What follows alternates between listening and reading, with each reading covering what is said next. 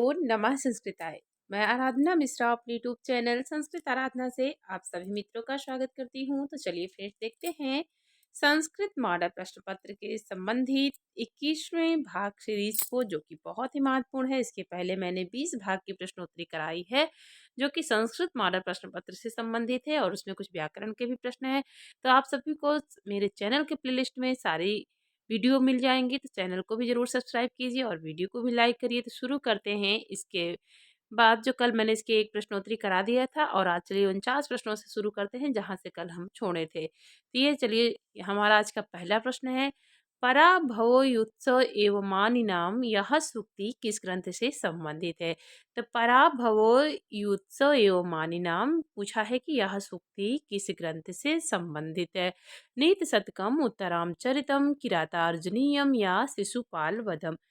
तो यहाँ पर 49 में ऑप्शन 3 उत्तर सही हो जाएगा, जो कि किरातार्जुनीयम की सूक्ति हो जाएगी। किरातार्जुनीयम प्रथम सर्ग की सूक्ति है। तो यहाँ पर ये भारत की रचना है, 18 सर्ग है इसमें, और ये बृहत्रयी, जो कि बृहत्रयी ग्रंथ के महाकाव्य के अंतर्गत आता है। क्या किरातार्जुनीयम। नेक्स्ट आगे है क्वेश्चन, समेन सिद्धि मुनियो न भूभृतः, कथन किसका है। तो समेन सिद्धि मुनियो न भूभृतः, यह कथन किसका है। वनेचर का, द्रौपदी का, दुर्योधन का, या इनमें से किसी का नहीं। तो यहाँ 50 में ऑप्शन 2 हो जाएगा, समेन सिद्धि मुनियो न भूभृतः। यह द्रौपदी का कथन हो जाएगा, और ये किसको लिए कह रही है, युधिष्ठिर को कह रही है। कौन, द्रौपदी। नेक्स्ट आगे है क्वेश्चन, आलस्यम ही मनुष्याणाम शरीरस्थो महारिपुः, नास्ति उद्यम समो बंधु कुर्वाणो नावश्रीदति। आलस्यम ही मनुष्याणाम शरीरस्थो महारिपुः, नस्ति उद्यम समो बंधु कुर्वाणो नावसीदति। यह जो कि परिशिष्ट का श्लोक है, निर्सतकम का है, जो कि महाकवि भर्तहरि की रचना है, और यह अनुष्टुप छंद में है, जो बहुत ही महत्वपूर्ण श्लोक है। ये पद्धतियों में, जो कि परिशिष्ट के लास्ट के बचे हुए श्लोक में पहला श्लोक ही है। तो इसमें यहाँ पूछा है कि इस श्लोक में किस चीज का महत्व प्रतिपादित किया गया है। ज्ञान का, धर्म का, कर्म का, या मित्र का। तो यहाँ पर ऑप्शन 3 सही हो जाएगा, कर्म का, क्योंकि आलस मनुष्यों को शोभा नहीं देता। जो मनुष्य आलस करेगा तो उस कर्म कैसे कर पाएगा। तो यहाँ पर ऑप्शन 3 सही होगा, कर्म का कहा गया है। नेक्स्ट आगे है क्वेश्चन, सेवा धर्मो परम गहना योगिना नाम गम्य, यह कथन है। तो सेवा धर्मो परम गहना योगिनामापगम्य, यह कथन किसका है, जो कि मंदाक्रांता छंद में है, नीत शतकम का श्लोक है, महाकवि भर्तहरि की रचना है। तो ये भवभूत का नहीं है, कालिदास का नहीं है, भारत का नहीं है तो किसका, भर्तृहरि का हो जाएगा, जो कि नीत शतक का हो जाएगा। नेक्स्ट आगे क्वेश्चन, विधि रहो बलवानिति में मति, विधि रहो बलवानिति में मति, यह सूक्ति कहाँ की है। तो कहाँ की सूक्ति है, उत्तरामचरितम की, किराता अर्जुनीयम की, नीत शतकम की, या मेघदूतम की। तो 53 में 3 ऑप्शन सही हो जाएगा, विधि रहो बलवानिति में मति, यह नीत शतकम की सूक्ति हो जाएगी। नेक्स्ट आगे क्वेश्चन है, साहित्य संगीत कला से अपरिचित व्यक्ति कैसा होता है। तो साहित्य संगीत, यहाँ पर मुख्य विषाणहीन, तो कला से अपरिचित जो व्यक्ति होता है वह किसके समान होता है, परम मूर्ख होता है, या परम बुद्धिमान होता है, या परम पशु होता है, या परम दुष्ट होता है। जिसे साहित्य और संगीत और कला ये तीनों से वंचित व्यक्ति कैसे होगा, सभी को पता है, वह एकदम पशु के समान हो जाएगा। पशु जैसे खाना खाता है, सोता है, और फिर खाता है, फिर सोता है, वैसी तरह मनुष्य भी हो जाएगा, जिसके अंदर ना साहित्य का गुण रहेगा, ना संगीत का, ना कोई कला रहेगी, तो वो भी पशु के ही समान हो जाएगा। ये भी नीति शतक के से ही लिया गया है। तो 54 में ऑप्शन यहाँ पर, या यहाँ पर तो ऑप्शन जो कि परम मूर्ख दिया गया है, लेकिन जहाँ तक मुझे लगता है परम पशु हो जाएगा, क्योंकि पशु के समान होगा। यहाँ पर आंसर में परम मूर्ख दिया गया है। 54 में ऑप्शन एक आंसर दिया गया है, लेकिन मुझे जो लगता है तो कन्फर्म में आप लोग जरूर बताइएगा। नेक्स्ट आगे देखते हैं क्वेश्चन, योगीराज पुनः कब समाधिस्थ हुए थे। तो योगीराज पुनः कब समाधिस्थ हुए थे, युधिष्ठिर के समय, विक्रमादित्य के समय, भोजराज के समय या पृथ्वीराज के समय। तो किसके जो पुनः जो है समाधि लगाए, कौन? योगीराज, जो कि यह शिवराज विजयम का है। तो यहाँ 55 में ऑप्शन 2 सही हो जाएगा। विक्रमादित्य के समय पुनः समाधिस्थ हुए कौन? योगीराज। नेक्स्ट आगे है क्वेश्चन। एको रसः करुण एव निमित्त भेदाद यह उक्ति है। तो यह किस ग्रंथ की उक्ति है और किसके द्वारा कही गई है? क्या एको रसः करुण भेदाद, तो यह उक्ति किसकी है? अभिज्ञान शाकुंतलम की, स्वप्नवासो दत्तम की, उत्तरामचरितम की, मृच्छकटिकम की। ऑप्शन 3 उत्तर सही हो जाएगा। यह उत्तरामचरितम की तृतीय अंग की सूक्ति है, जो कि तमसा के द्वारा कहा गया यह सूक्ति वाक्य है। ऑप्शन 3 हो जाएगा, जिसकी रचना महाकवि भवभूति है, जो कि करुण रस प्रधान नाटक हो जाएगा। नेक्स्ट आगे है क्वेश्चन। ओ के उपरांत यदि कोई स्वर आवे तो उसके स्थान पर हो जाता है। तो ओ के उपरांत यदि कोई स्वर आवे तो उसके स्थान पर क्या हो जाता है? ए, आए, औ, आओ। जो कि मॉडल प्रश्न पत्र है, तो इसमें सारे प्रश्न सम्मिलित हैं, व्याकरण से भी संबंधित है, साहित्य भी है, और जितने भी ग्रंथ टीजीटी के अंतर्गत लिए गए हैं सारे ग्रंथ से संबंधित प्रश्नोत्तरी है। तो 57 में ऑप्शन हो जाएगा, यहाँ पर 3 ऑप्शन हो जाएगा, अ हो जाएगा। ओ के उपरांत यदि कोई स्वर आवे तो उसके स्थान पर क्या हो जाता है? अव हो जाता है। ऑप्शन 3 उत्तर सही हो जाएगा। नेक्स्ट आगे है क्वेश्चन देखते हैं। वाक प्लस ईसा, वाक प्लस ईसा, वागीसा में संधि का सूत्र क्या है? तो वागीसा में किस संधि से यह बना हुआ है? झलाम जस झसी, झलाम जसोवंते, खर्चा झरो झरि सवर्णे। तो वाक प्लस ईसा वागीसा किस संधि सूत्र में से बना हुआ है? तो 58 में ऑप्शन 2 सही हो जाएगा, झलाम जसोवंते हो जाएगा। ऑप्शन 2 उत्तर सही होगा। नेक्स्ट आगे क्वेश्चन। महाराजा में समास है, तो महाराजा में कौन सा समास है? द्विगु, द्वंद्व, कर्मधारय या बहुव्रीहि। तो महान चासो राजा, महान चासो राजा कौन सा समास हो जाएगा?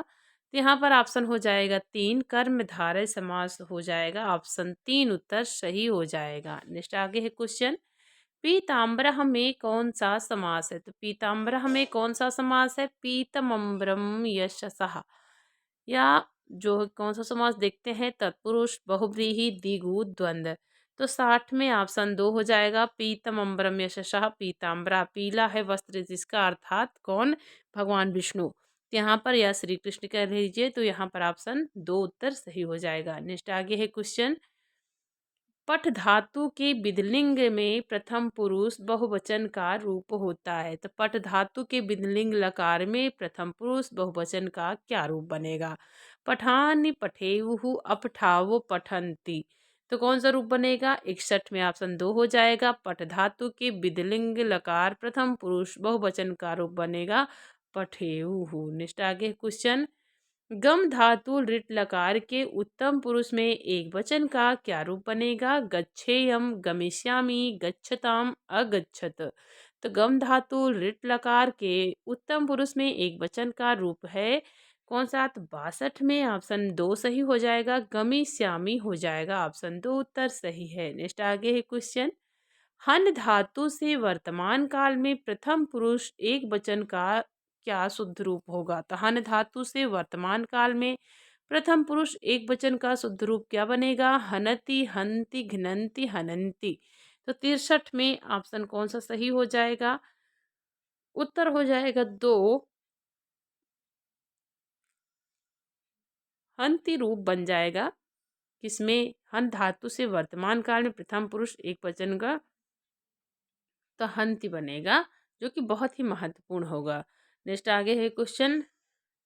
हंति हतः घ्नन्ति। निम्नांकित में शुद्ध वाक्य कौन सा है? तो निम्नांकित में जो कि शुद्ध वाक्य पूछा है, तो कौन सा हो जाएगा? युवाम पुस्तकम पठत, यूयम पुस्तकम पठत, आवाम पुस्तकम पठत, या त्वम पुस्तकम पठत। तो यहाँ पर ऑप्शन कौन सा शुद्ध बनेगा?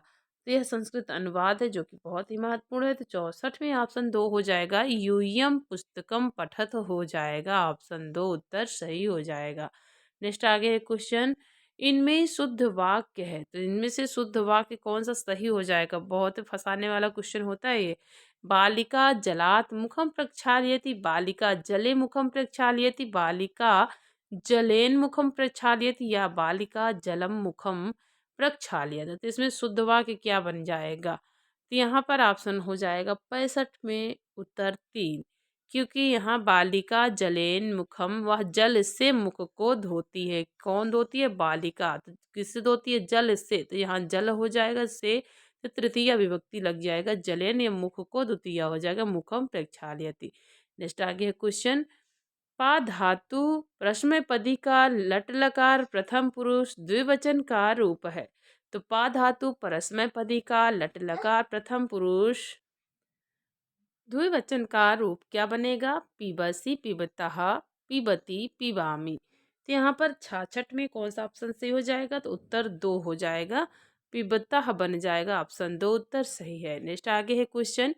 भी धातु परस्मय पद लट लकार मध्यम पुरुष एक वचन का रूप बनेगा। तो भी धातु परस्मय पद लट लकार मध्यम पुरुष एक वचन का कौन सा रूप सही होगा?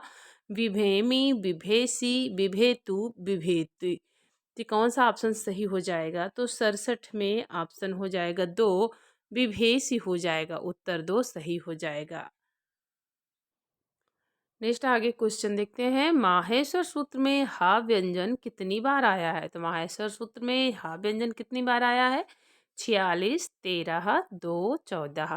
तो यहाँ 68 में ऑप्शन 3 सही हो जाएगा। हा व्यंजन कितनी बार आया है? 2 बार आया हुआ है। ऑप्शन 3 सही होगा। नेक्स्ट आगे क्वेश्चन। वर्णमाला में व्यंजनों की संख्या है। तो वर्णमाला में कितने व्यंजन है? 31, 41, 33, 39। यहाँ पर 69 में ऑप्शन हो जाएगा कौन सा? उत्तर हो जाएगा 3, 33 हो जाएंगे। वर्णमाला में व्यंजनों की कितनी संख्या है? 33 है। नेक्स्ट आगे क्वेश्चन। आदर्श शब्द का स्त्रीलिंग प्रथमा एक वचन का रूप बनेगा। तो आदर्श शब्द का स्त्रीलिंग प्रथमा एक वचन में कौन सा रूप बनेगा? अशौ, अदह, अमु, अमुम। तो ऑप्शन हो जाएगा 70 में एक असौ हो जाएगा स्त्रीलिंग प्रथमा एक वचन का रूप। नेक्स्ट आगे है क्वेश्चन। भगवान अगस्त की पत्नी का नाम था। तो भगवान अगस्त की पत्नी का नाम क्या था? मुरला, तमसा, लोपामुद्रा, सौधातिका। तो यहाँ पर ऑप्शन हो जाएगा 3, 71 में लोपामुद्रा था। किसकी पत्नी का नाम था? अगस्त की पत्नी का था। और अरुंधति किसकी पत्नी का नाम था? तो वशिष्ठ की पत्नी का नाम अरुंधति था। नेक्स्ट आगे है क्वेश्चन। किस लयमिव मुग्धम बंधनाद विप्रलूनम हृदय कमल शोषी दारुणो दीर्घ शोकः। किसे लयमिव मुग्धम बंधनाद विप्रलूनम हृदय कमल शोषी दारुणो दीर्घ शोकः। ग्लपयति परिपाण्डु छामस्यः शरीरा सर्गजियुर्घर्मः केतकी गर्भपत्रम। तो यह प्रस्तुत श्लोक किस पुस्तक से उद्धृत है? तो किस पुस्तक से पूछा है कि उद्धृत है? मेघदूतम, रघुवंशम, अभिज्ञान शाकुंतलम, उत्तराम चरितम। ऑप्शन 4 उत्तर सही हो जाएगा, जो कि उत्तराम चरितम की तृतीय अंक का श्लोक है, जो यहाँ मुरला के द्वारा कहा गया है। ऑप्शन 4 उत्तर सही है। नेक्स्ट आगे है क्वेश्चन। ऋ वर्ण का उच्चारण स्थान है। तो ऋ वर्ण का उच्चारण स्थान क्या है? कंठ, दंत, तालु, मूर्धा। 73 में ऑप्शन हो जाएगा कौन सा? उत्तर 2 हो जाएगा, दंत हो जाएगा ऋ वर्ण का उच्चारण स्थान। नेक्स्ट आगे है क्वेश्चन। पावकः का संधि विच्छेद है। तो पावकः में कौन सा संधि विच्छेद हो जाएगा? पो प्लसकः, पाव प्लसकः, पौ प्लसकः, पा प्लसावकः। तो पावकः का संधि विच्छेद पूछा है, तो ऑप्शन हो जाएगा 3, पौ प्लस अकह हो जाएगा। आगे नेक्स्ट है क्वेश्चन। भीत्रार्थानाम भय हेतु में कौन सा कारक है? तो भीत्रार्थानाम भय हेतु में कौन सा कारक है? संप्रदान, अपादान, करण, अधिकरण। तो यहाँ पर ऑप्शन हो जाएगा 75 में 2 ऑप्शन सही होगा, अपादान हो जाएगा। पंचमी विभक्ति में हो जाएगा भीतरार्थानाम भय हेतु में अपादान कारक होगा। नेक्स्ट आगे है क्वेश्चन। उपसर्ग धातु के साथ कहाँ आता है? तो उपसर्ग धातु के साथ पहले आता है, पीछे आता है, आगे पीछे दोनों तरफ लगता है, या लग ही नहीं सकता। तो उपसर्ग धातु के साथ कहाँ आता है? पहले आता है। ऑप्शन यहाँ पर एक उत्तर सही होगा। प्रत्यय कहाँ आता है? तो प्रत्यय पीछे लगता है। नेक्स्ट आगे है क्वेश्चन। हनुमते नमः हनुमते किस विभक्ति का रूप है? तो यहाँ पर नमः स्वस्ति स्वाहा सुधा अलम वषट योगाच में क्या लगता है? चतुर्थी, तृतीया, पंचमी, सप्तमी। तो हनुमते नमः में नमः के योग में चतुर्थी विभक्ति हुई है। तो हनुमते में कौन सा हो गया? चतुर्थी विभक्ति, एक वचन का रूप हो जाएगा। नेक्स्ट आगे है क्वेश्चन, लट लकार किस काल का बोधक है? तो लट लकार किस काल का बोधक है? भविष्य, वर्तमान, भूत या इनमें से सभी। तो यहाँ पर ऑप्शन हो जाएगा दो, लट लकार वर्तमान काल का बोधक हो जाएगा। ऑप्शन दो उत्तर सही है। तो मित्रों, मैंने यहाँ 78 प्रश्नों के संस्कृत मॉडल प्रश्न पत्र की प्रश्नोत्तरी पूरी की है और इसके आगे भी बहुत सारे प्रश्न हैं जो कि बहुत ही महत्वपूर्ण है और एग्जाम में पूछे जाते हैं, पूछे भी गए हैं। मॉडल प्रश्न पत्र है, तो पढ़ते रहे मित्रों। आपका दिन शुभ और मंगलमय हो, इसी कामना के साथ मित्रों, नमः संस्कृताय।